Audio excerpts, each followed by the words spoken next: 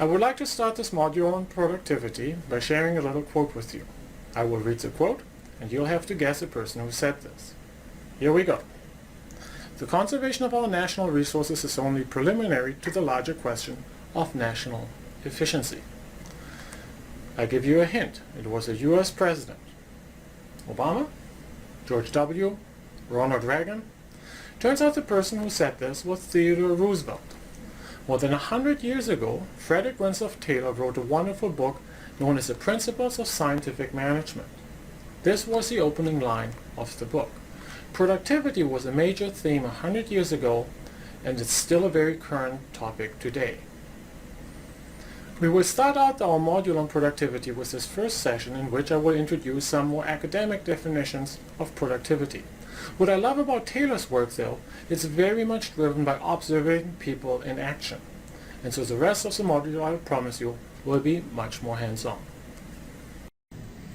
As mentioned previously, we can define productivity as a ratio between the units of output produced and the input that is used. For example, we can define labor productivity as 4 units per labor hour.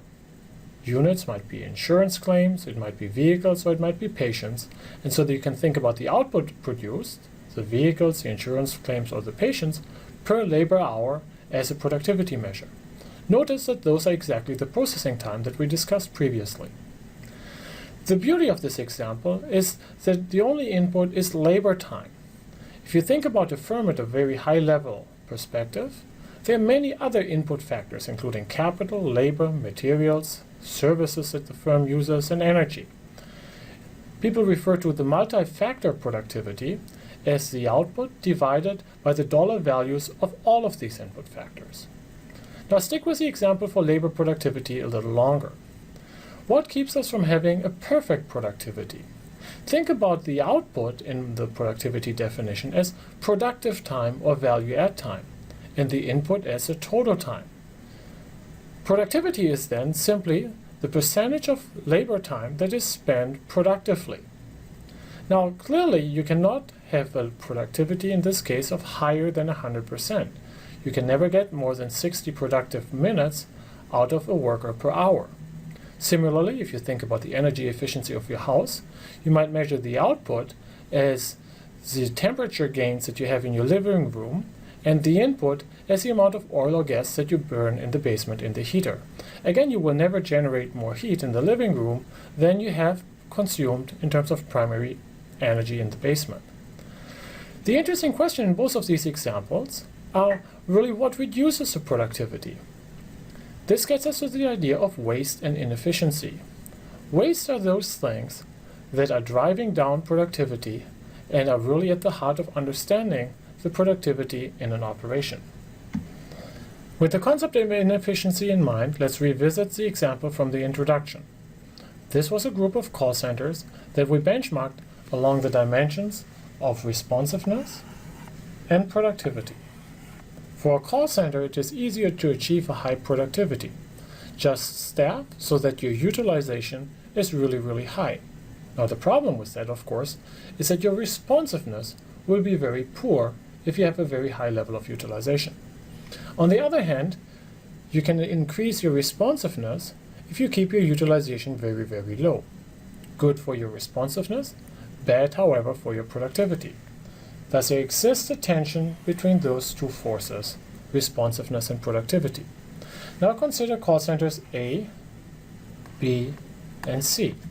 All of these call centers are on a line that we previously defined as the efficient frontier in the industry. This means that there is no player, no company, no call center that dominates competitor A, B, or C. And when I say dominates, I mean firms that are both faster than we are and at the same time also cheaper. Now you notice that competitor D is not on the frontier. For competitor D, we have a distance to the frontier, and that is what an inefficiency looks like at this very high level perspective. Let's bring the concept of the efficient frontier to life by looking at some data from the US airline industry. What I'm showing here is on the x-axis, I'm plotting the efficiency of the major US carriers. Here, efficiency is measured by how much it costs an airline to produce a certain number of seat miles. On the y-axis, I'm showing what the airline is able to command in terms of its prices for these miles. Observe the frontier. Observe how these airlines are lining up on a line that looks like this. On the one extreme, you have Hawaiian, which is not able to get high prices, but because of its very focused route structure is able to provide an amazing efficiency. On the other extreme, you have US Airways. The company is clearly able to command high prices, but has a horrible efficiency. You notice here how Southwest has been able to break that frontier and shift it upwards to a new level. Southwest entered this market in many routes by providing its superior operations, allowing it to charge almost the same prices as these legacy carriers, yet operating at an amazing level of productivity. Now, the data that I just showed you was data for the year 1996. Let's take a look what has happened in the airline industry since then. This is updated data from 2011. We have the same x-axis, the efficiency, and the same y-axis, the yield. Notice how Southwest, previously a star on the productivity side, is now simply in the middle of the pack. We'll explore the reasons of Southwest's decline in productivity later on in this module. You also notice how the legacy carriers, American, United, US Airways, Continental, Delta, have basically suffered an enormous loss in pricing power. They have kept more or less efficiency, but they have dropped down on the revenue side.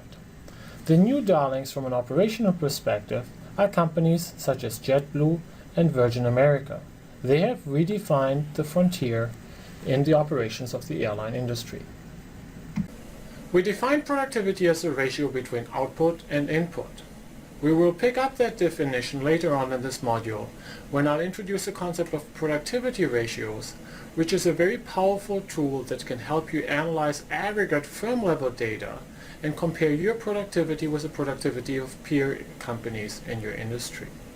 We also observed the enemy of productivity, inefficiencies and waste. We defined inefficiencies and waste as the distance between your operational performance and the efficient frontier in an industry. At present, these inefficiencies, this waste, looks like a very abstract, almost ivory tower-like concept. I promise you that in the next session, this will become much more tangible and hands-on.